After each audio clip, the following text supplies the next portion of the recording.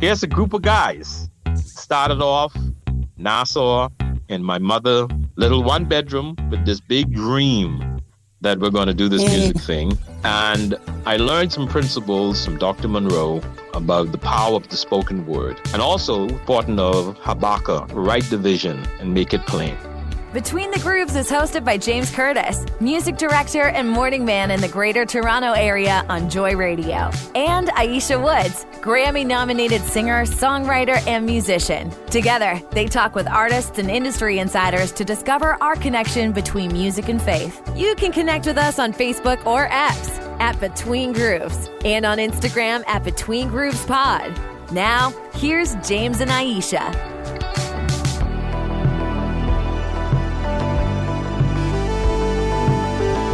And we are back on Between the Grooves. James Curtis along with Aisha Woods and, of course, our producer, Justine, who's celebrating a birthday today. Just thought I'd throw that out there. Birthday. Happy birthday to Justine. Justine's a baby girl. She's still young. We won't say age or anything like that. I mean, that's not appropriate. Supposedly. It's not politically correct. I don't know. Happy birthday, Justine. This week's episode, this is a conversation that I'm really excited to share, or we are very excited to share. Aisha, do you ever think back, say, 5-10 years and then reflect now and think to yourself, how did that ever happen? Yeah, I do. And given the conversation that we'll be having this morning, I think about this gentleman more than maybe 5 years or 10, more like almost 20. Good night. 20? Like you were like 3 or something? Yeah, I'll take that, sure. Okay.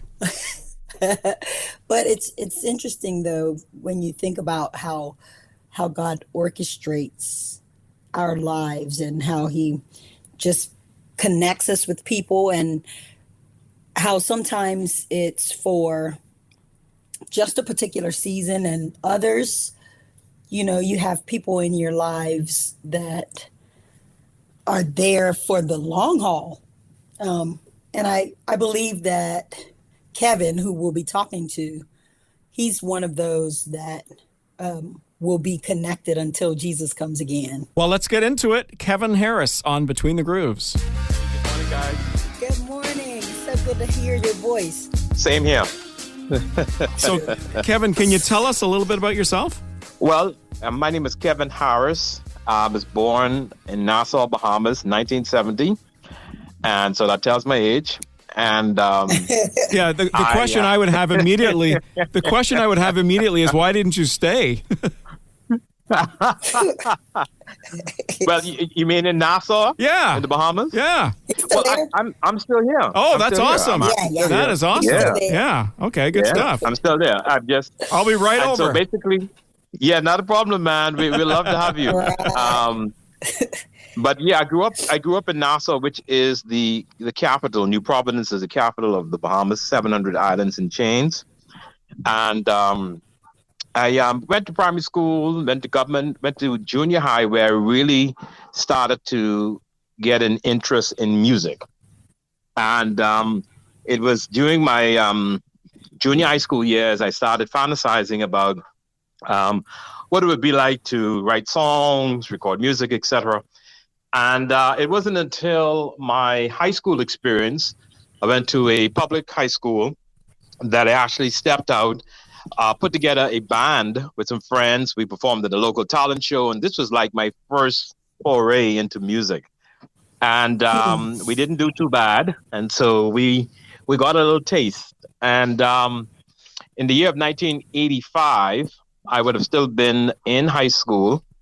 I had a music teacher by the name of Neil Simonet, who was a drummer. As a matter of fact, he was a world class drummer. He played on a lot of movie soundtracks and stuff. It toured with Keith Emerson and a lot of big artists. And he came back home and decided to teach. And I ended up in his class. And he was going to a church which was fairly new, called Bahamas Faith Ministries. And it was being led by a fairly new preacher or minister called Dr. Miles Monroe. And so I was invited to go to that church. by him and several others. And so I ended up going. And the first day I stepped into BFM was really remarkable. I didn't leave until 32 years later. And that would be the place. BFM became the place because they had a really great music section, right? All these artists and who really didn't feel that they fit into the traditional music scene were all going to BFM. So you've got jazz drummers like my teacher, Neil Simonet. You've got jazz bassists like Adrian Diagla and others, etc. And the late Dr. Mark Bethel would have been the pioneer of this concept called praise and worship in the Bahamas back in the early 80s. And so I started, of course, becoming very, very interested in this whole movement, this whole new thing. And so with that experience, I joined the youth group under the leadership of Dr. Dave Burrows, who's now senior pastor of Bahamas Faith Ministries. He was our youth pastor then. And what ended up happening was Pastor Miles was teaching these great messages on purpose and potential, etc. And so I'm a guy from the inner city, no father, just a really great mother. Never heard these kinds of messages before. Never was told that as a young Black man that you could be something, that you can dream something and it could actually happen. So this is like really revolutionary for me, right? So I started thinking about this music thing and that, okay, I could possibly really do this. And so the church environment was great. The youth group was active. It was hip. It was new. So there were a lot of great artists who were in the making at that time. And so we started. And so in 1986, I think I was 16, I decided to launch out and write, produce, and record my first single. It was a Christmas song. I had formed a group out of the youth group called PD Rappers, P for Phil, D for Dwayne. And I was the producer. And so we went into the studio, that same teacher, Neil Simonet, and we recorded this Christmas song, which was my first ever recording and first ever as a producer and a writer. And we released it and we took it a step further. We went and recorded a music video for it. Nice. And this was unheard of back then because there were no gospel hip hop recording or groups or artists in the Bahamas or the Caribbean in 1986. And let alone right. for Christmas. And let alone for Christmas, right? Yeah. So that's how I got my start. And we really were the first gospel rap group in the Bahamas. That group, PD Rappers. And then again in the Caribbean. And so really that's how I really got going into the music industry, and it started to grow from there. Can I say, Kevin, for anybody wanting to get into music, go to church. Yes. Like seriously, it's a great training ground, and it certainly is a great way to inspire you to either take up an instrument or sing or whatever, you know? Sure. Well, I'll tell you something, Aisha, and you guys. I'll tell you, there's a big secular band here. They play a lot of soca music, etc. The lead of that group on a television interview, you know what he said? He said nationally, he said, when they recruit musicians, they go to the churches to find the best musicians for their group. They sure do. Absolutely compliments what you're saying. Well, even the music competitions that you see on TV, a lot of the contestants are from, have a church background where they started singing in the church choir or singing solos or playing instruments or whatever else in the church. Yeah, some of the most successful artists, they started in the church, and got to get them back in the church now. Yeah. Yeah. Yep, absolutely. So going to school in the Bahamas, particularly in elementary school, I know in a lot of the Caribbean countries, you have to wear a school uniform. That's just part of the culture. Did you wear a school uniform as well? Absolutely. School uniform from grade 1 until grade 12. We're really uniform, both in public and in the private school system here. And that kind of helped with the discipline. And as I was really becoming more immersed in BFM back in 86, In 1987, I think it was between 87 to 88, I decided to form a new group because one of the guys was going off to university. So that group could not be maintained. And so we formed a group with two friends of mine. And we decided to call that group System 3. All and, right, System 3. Yeah, System 3. And the name of the group really came from a message that Pastor Mars was doing, a teaching series on really the world system and really how we ought to, as believers and citizens of God's kingdom, function against the world system or in this world system. And so that was the inspiration behind that group. And myself and one of the guys, Antonio, put our little funds together, went to a different studio, decided to work on an album this time. And so we were successful in writing and producing and recording what would have been the first gospel rap album in the Bahamas and in the Caribbean. And this was around 1988. And the album was called In Full Effect. I'll never forget that. So we did that project, did a couple of videos. But one of the things we were blessed by, guys, was that when we did our first performance, we were blessed to have opened for BB and CC Winans and a young friend of theirs.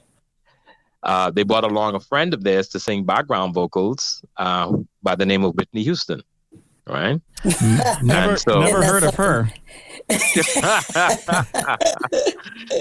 So they didn't promote it or announce it. So Whitney Houston came and she just came to have fun. And so she was singing background for BB and CC, just having fun. And we were like the open. Yeah, isn't that crazy? And so that relationship we saw, as young men, that went way back. And so we got our first performance opportunity with that experience. And wow. And from there in 89, there was a young man, his name was Delano Johnson. He was the promoter for the second leg of the concert. There was one in Nassau and one in Grand Bahama. And he was from Grand Bahama. And he was a singer. Because at that time, System 3 just had two guys who rapped, but we didn't have a singer, all right? And so when we met him, because he was the promoter for the Grand Bahama leg, he sang as an opening act, and we said, man, we like this guy. And so we got together, invited him in to the group. He agreed. We went back to the studio to record a two-song single, this time with the lineup that will become and still remain today as System 3. All right. Wow. And so, and so that's what we did. That was back in 1989. I'll fast forward. We sent our demo to a company in Nashville. I think they were called Carpe Diem. They were looking for unsigned artists, and they were putting together these compilations of undiscovered artists. And CCM magazine, of course, was big in those days. And so we saw the ad in CCM magazine, sent in our demo. I was told they threw it in the garbage first, picked it up, listened to it. At least they were honest.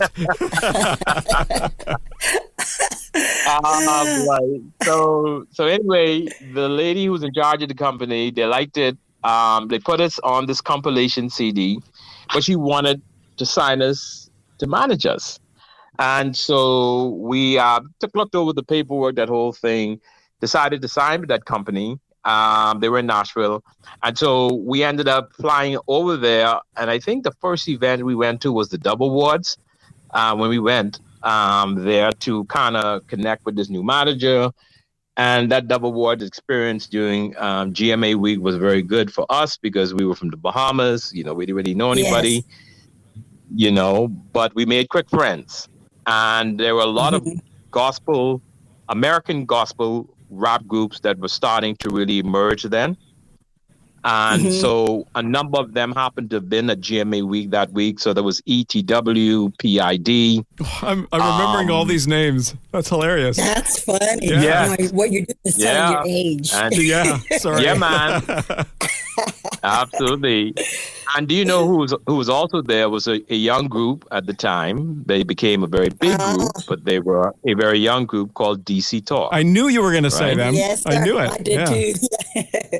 Yeah. So they were there. We all met, hung out. We actually had a meeting with all of these groups. We had a meeting. I think Stephen Wiley was there. Mike Peace was there. And so a number of guys. And I think we had this meeting and we had this kind of agreement. I never forget this, about taking gospel hip hop really globally. And there was this kind of an agreement, right? And so out of that meeting, we met some really good people. We met a young guy who became a very great artist. His name was David Mullen. And at the and at the time he was looking at this very beautiful dark lady who he asked us about. He said, this girl, her name is Nicole Smith. What do you think? You think I should go and talk to her? And later on she became Nicole C. Mullen. And then it was also an opportunity. Yeah, a lot of stuff happened during that period. So we happened to have been there at the right time. And so from there, we met people. There was a group we met, Aisha, by the name of Meekness. And two brothers, one sister. They were from Denver, Colorado. And just real quick story on that. So they said to us, listen, if you ever come to Denver, you guys got a place to stay. So we were booked to perform at Estes Park, which is up in the mountains in Denver, Colorado, for the industry people. And so we called our friends and, hey, listen, we're coming to perform at Estes Park. Can we come and check you guys out? They said, listen, no hotel, you're staying with us. So we went, stayed there, slept on their floor. Mother was cooking for us. We had a great time, But I tell that story because this is important when we talk about faith and we talk about God ordering your steps, right? One of the brothers became vice president of Sony. The next brother became vice president of Verity Records.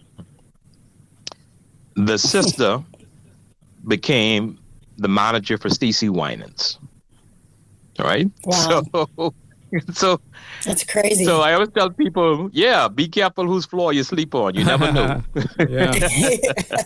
It's interesting you make the comment about God ordering your steps, because I guess the flip side to that is people that are aspiring to be an artist or a musician or quote unquote make it big.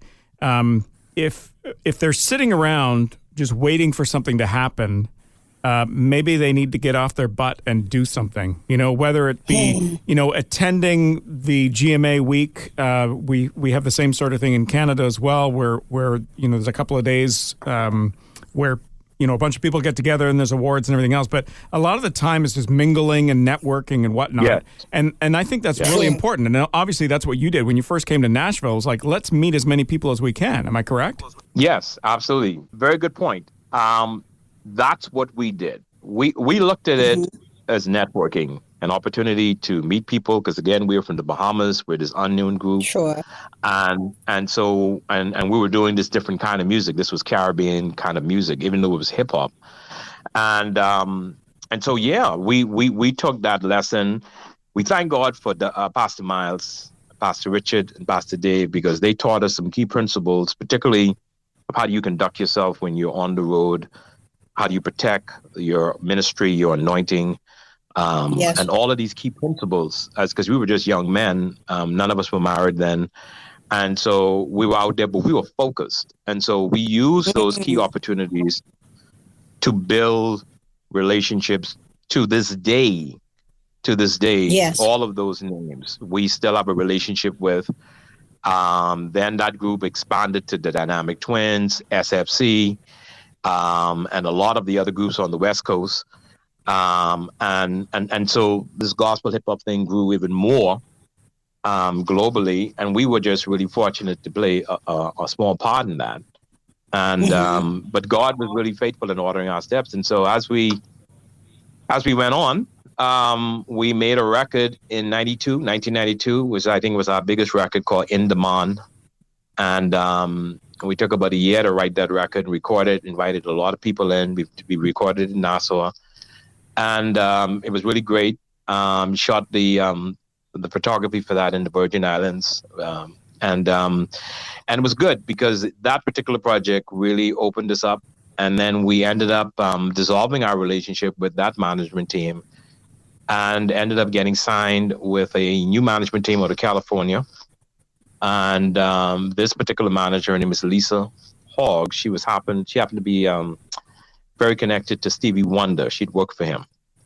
And there was a guy by the name of Frank Wilson, who's now gone on to glory. He was a big producer for Motown back in the 70s and the 80s. And when he got saved, he became a pastor. And he had this idea. And he said to Motown, listen, you guys have never recorded a gospel album. And they said, yeah. He said, I like to do it. So they gave him the budget, and he pulled in all of his friends. So he pulled in Stevie Wonder, The Temptations, Boyz II Men, Howard Hewitt, everybody. And then he created space for a few new people, Americans. And Lisa pitched him, because she worked with Frank as well as Stevie. She said, listen, I got these guys in Bahamas, man. You know, do you think they can get a little spot on the single, which was a compilation of all the artists, and it's called Kumbaya, that old Negro spiritual. Was a really funky version of that. And so Frank said, I'll tell you what, Lisa, if they can go and record a demo with a guy named Gino, who was Patti LaBelle's producer, if they could record a demo, play that demo for Stevie, if Stevie likes it and likes them, they're on the record. And we did that. Went on California, spent a couple of weeks, worked with Gino, Patti LaBelle's producer, did the demo, went back up to Los Angeles. I'll never forget the night that we had to play it for him, because Stevie Wonder, that is, he had landed somewhere, and we played it over the phone.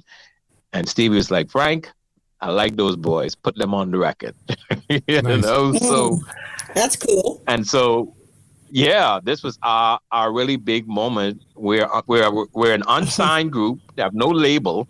This is about, and this is for any artist out there who believed that it was necessary to quote unquote get inroads in with a label. We had no label. We were self-published, self-recorded.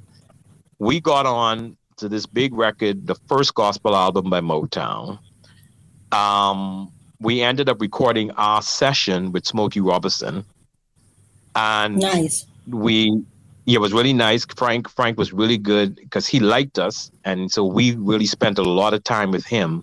And so he took us around to everybody, all of the engineers. They did Michael Jackson, Anita Baker, everybody. So he was introducing these little young guys. He took us in as like his little sons. And so we did that record, and we did that single. And that was in 1985.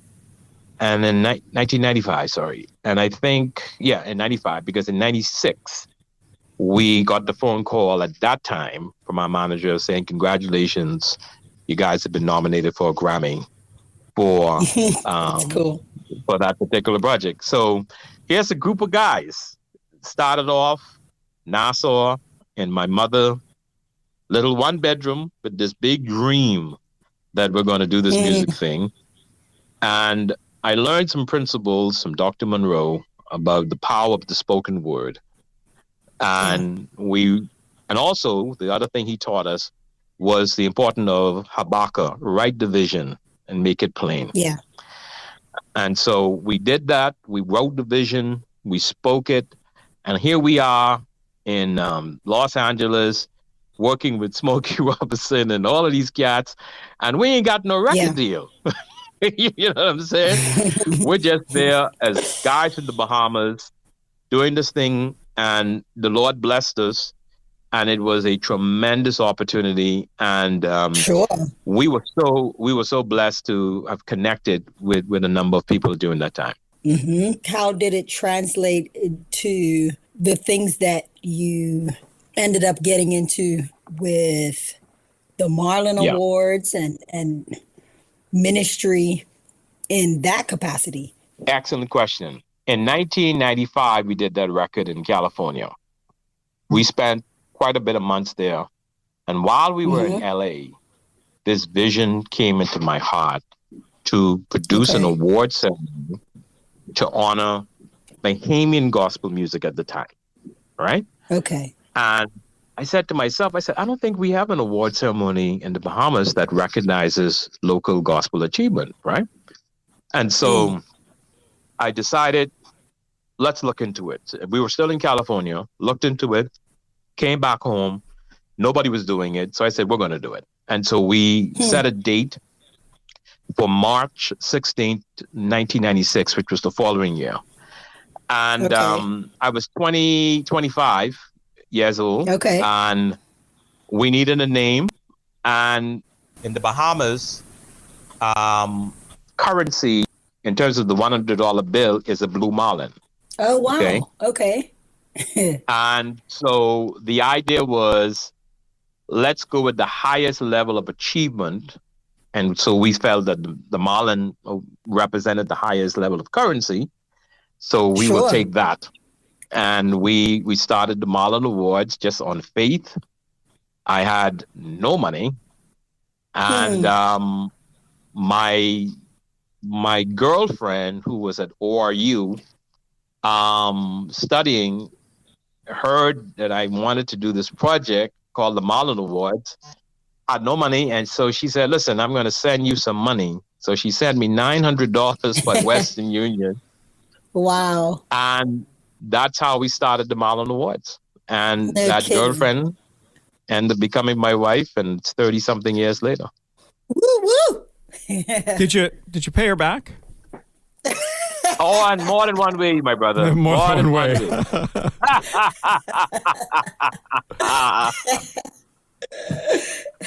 You know what I'm hearing a lot of, Kevin, is strategy, purpose, but also thinking things out. And you can't achieve something if you don't know where you're heading. It's not just a music thing, it's anything in life, right? If you want to achieve a certain thing, you've got to take some steps to get there, obviously, but you do have to take that first step, and you have to take other steps to get you in that direction. And I think a lot of people just think things should just happen, right? They've got the talent, and they just fall in their lap. Yeah, they think that, well, I don't have to do any work because I've got the talent and I've got the pipes or whatever else, and then they wonder years later why it didn't happen for them. Right. Yeah. Right. Yeah. But you're absolutely right, and you use a key word, and that's strategy. And and before I even really understood the full definition and meaning of that word, when I look back, I was already working within that dispensation, right?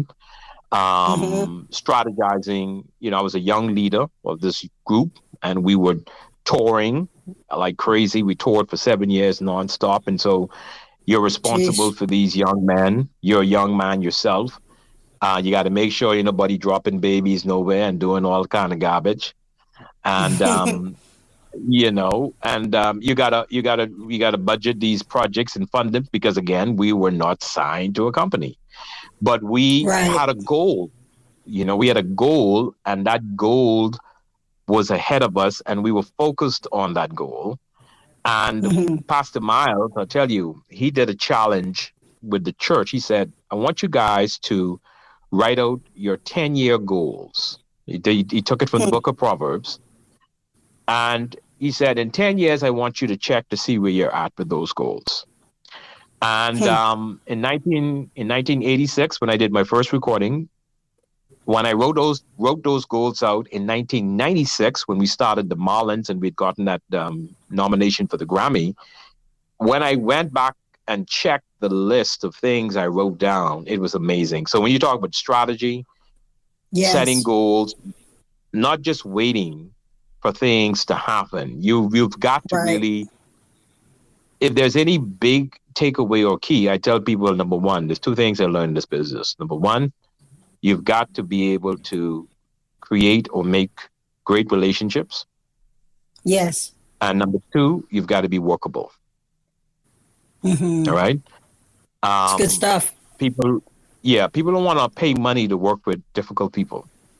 All right. And so sometimes relationships can get strained, but we have been blessed. Even the relationships that we had to part ways with in this industry, are still good relationships, Sure.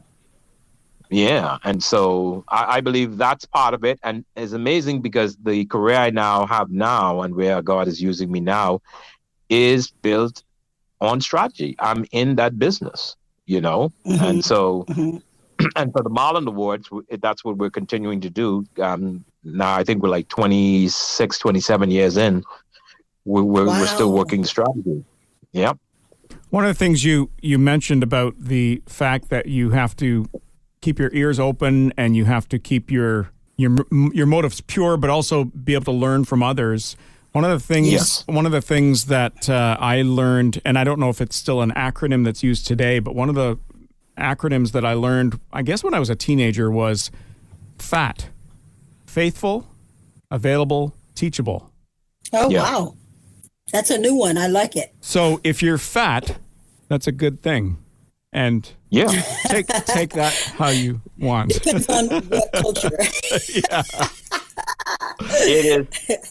Do you know that is one of the biggest impediment to the success of many ministries, right? Mm-hmm. Is the fact of what you just said, not having an understanding of the acronym and being teachable. I mean, even to this day, at my age, my children, I remain their student, because they're now getting up in age, so they're teaching me, and they think I'm old school, right?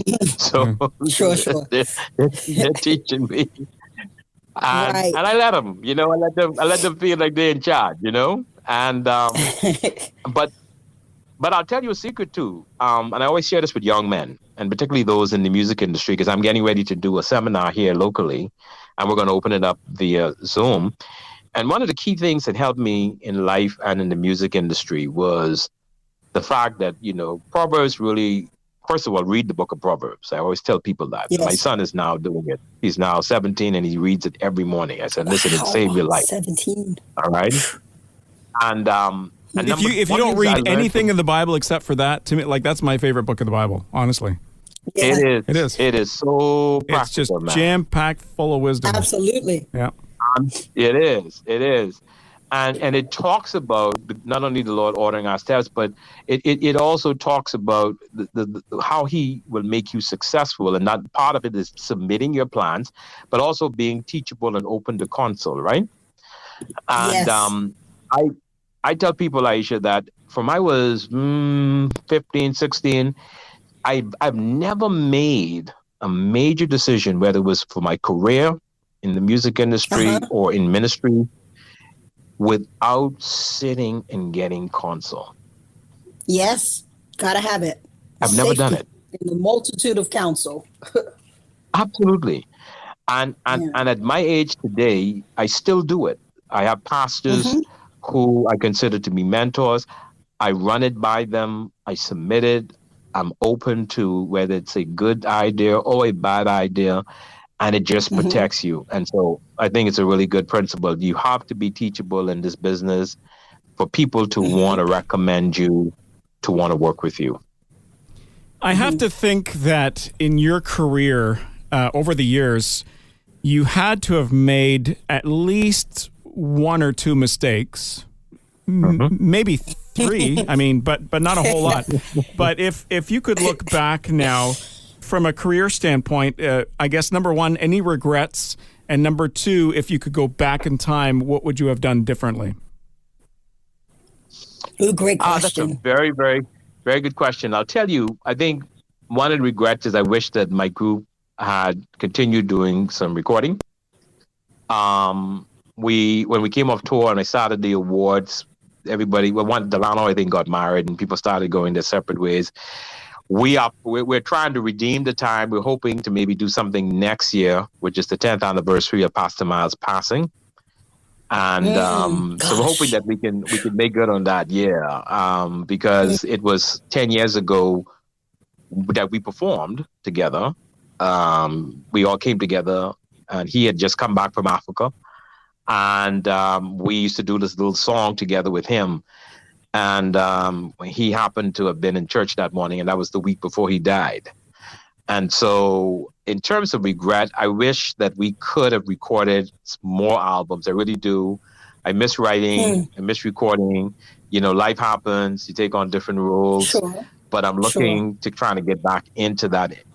In terms of while we were in the industry, I don't think I had one regret, and on a personal level, I was producing a show for Atlanta's Paradise Island, and BB Winans and Baron Cage had asked me to kind of be the local coordinator, and we were coordinating for Stephanie Mills, Stevie Jones, Stevie Wonder, Michael Jackson, and Quincy Jones. And boy, the one regret I have, man, Quincy came to meet us and I was not there. And I regret I never got to meet Quincy Jones. Oh, wow.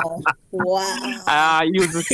He was a hero, but I was blessed to still have done the project for him.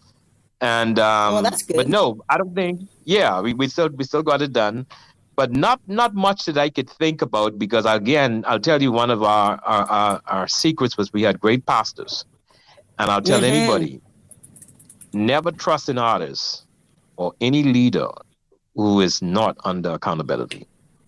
I hear you. That's so good. So many people need to hear that. Yeah, it's true. Yeah. You've got to be. There's somebody that the promoter has to be able to call that says, you're accountable to this artist. Because, you know, a lot of people get themselves in trouble on these tours, you know? Sure. And and that's where a lot of things happen. And I'll tell you, part of our training, you know, came after a lot of shows, a lot of like if you do conferences, you're performing at these conferences, man, these pastors would sit you down in the hotel room after the show or after the conference, and that's where you got a lot of lessons. So I'm not sure about you as a female, Aisha, but I know for the guys, oh my goodness. The biggest one. Go ahead. No, I was saying the biggest lesson we got was from these pastors. It's called the 3 Gs. You heard about the 3 Gs, right? No. Enlighten us. Yeah. They taught us that, you know, in ministry, there are 3 Gs that you always stay away from. Number 1 is the goal, meaning the money, right? Don't do ministry for money. Don't run after money. All right? Yeah. One of them. The second one. The one of the Jesus got to be the girls. I thought that was going to be the first one. Yeah, the second one was the girls. Be careful of the women. For the ladies, it would be flipped, it would be guys. Okay. And yeah, so be careful of the girls. And so we took that to heart and made sure we were real careful about that, because coming from the islands, you know, you got an accent and everybody wants to talk to you and blah, blah, blah. And so, you know, but the last one was don't touch the glory. It belongs to God. Yes, sir. And he's not sharing it with anyone. Yeah. I think I have a solution for to sum up all of those 3 right there. And that is to do 2 things. Number 1, get married. Number 2, bring your spouse with you whenever you're on tour. Yes. That's wonderful. Yeah. Because I mean, talk about accountability, right? They put you in your place. Yeah. Mine does. You know, yes, as a matter of fact, when Pastor Miles started getting invitations, he had a male person, like an aide, and then he realized something. As he became more popular on TBN and other places, all these women were starting to be available, right? Sure. And I'll never forget when he came to the church and he said, "Listen, I've asked my wife to resign her job, and her new job is just going to be with me." You know, that's wonderful. Yeah. Yep. And that's what he did. And they were together until the day they died. They died together. Wow. I have so much. I just have an eternal respect and honor for Dr. Miles and all that his ministry just brought to people worldwide. Yeah. Yes. Absolutely. Man, Absolutely. to have Absolutely. been able to sit under that is huge. Good That's gracious. right. Yeah, man. and there's not a lot of people, 29 years. and there's not a lot of people like that out there that you can say that about. No. Exactly. And because he was also a musician, he started off as a young songwriter and a musician before he became a preacher or a pastor. And so we related on so many levels. And for my group, he opened the door for us internationally. That's how we started to really travel in ministry. He told us, he said, listen, for the first food trip, here's what I want to do. I'm going to let the pastors know I'm bringing you guys, but you're going to have to pay your way. And he said, once you do that for the first few trips, what's going to happen is there are going to be other pastors at these conferences, and they're going to invite you to their church. And he was like the best booking agent ever, and he was right. Well, listen, Kevin, thank you so much for your time. I really, Yes, for sure. I enjoyed. If one thing I can say, I really enjoyed the name dropping. I don't want it to sound. I'm not trying to make it sound like, you know what I mean, right? Like I know what you mean. I know yeah, what you like mean. to hear It some of was these. so much fun though learning these. These were fun facts. Yeah, great facts, and it's not like you're dropping the names to make a name for yourself. I mean, these are people just you Right. had interactions with, and I think that's just amazing. Can I say I'm jealous? I really am jealous. Well, listen, Look, now I want we to get thank you say guys. We got to Yes. connect with Go ahead, Kevin Doc. Harris. Yes, thank you. I mean, I'm humbled by the opportunity to really be on your podcast and to just share my little story and my journey, and hope that it inspires other people that God can take a small island boy and a little small 2-bedroom apartment in the inner city of New Providence, no money, but just the word of God and a big dream.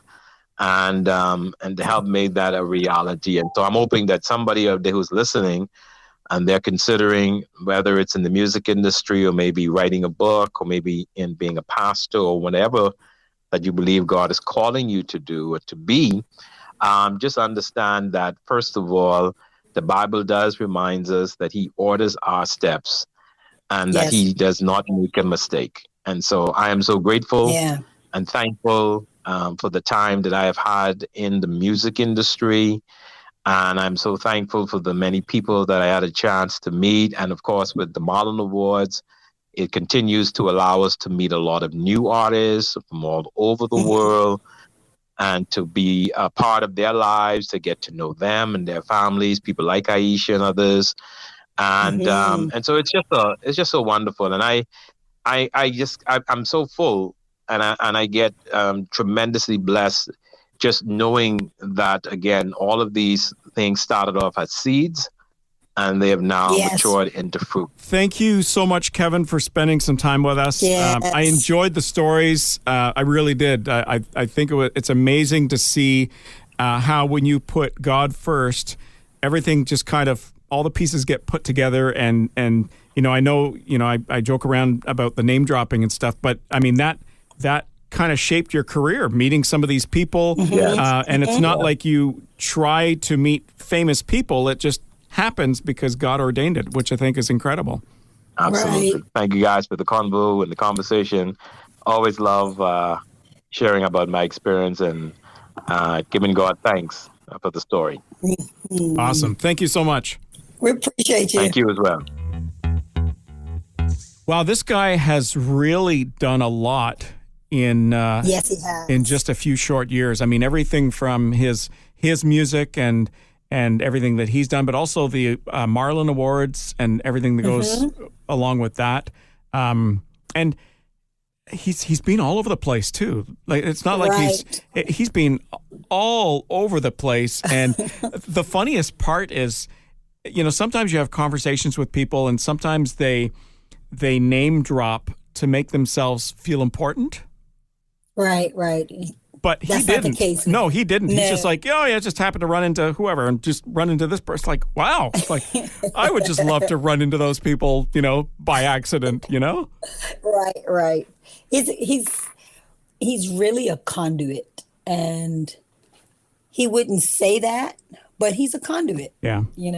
He's a connector, and God uses him in big ways. It's an honor to know him, really. Kevin Harris on Between the Grooves. And if you want to check out the Marlin Awards and everything that's going on with Kevin Harris, you can check out the Marlin Awards website at marlinawards.com. Speaking of awards, this guy just picked up a Lifetime Achievement Award at the Covenant Awards this past weekend. Scott Jackson with our artist advice this week. The first thing that comes to mind is when you're doing a show, have a great sound man that knows more about everything than you do. Like, I put incredible value on the sound guy. So I would say to anybody starting, when you're going to do a show, make sure you got the best sound guy that you can get. They can make or break you. Have a good sound man. That is so important. And I know that because I'm a sound guy. And I've heard, people on stage, whether it be in a church environment. Have you heard horror stories? I've seen, yes, I've seen where I know they're a good singer and they didn't sound all that great, and it wasn't their fault, right? Maybe it was because they couldn't hear the music, so they're singing slightly off key. They couldn't hear the music in the monitors or whatever. Right. You want to make sure you have a good sound guy who makes you look good. That's their job. And sound good. Well, that's what I meant. They makes you make. That's what I meant. They make you look good. I mean, I don't know how they're going to do it visually. You know what I mean? Well, thank you to Scott Jackson, and thank you so much to Kevin Harris for joining us on Between the Grooves this week. Yes, sir. Good stuff. I've been saying that all night.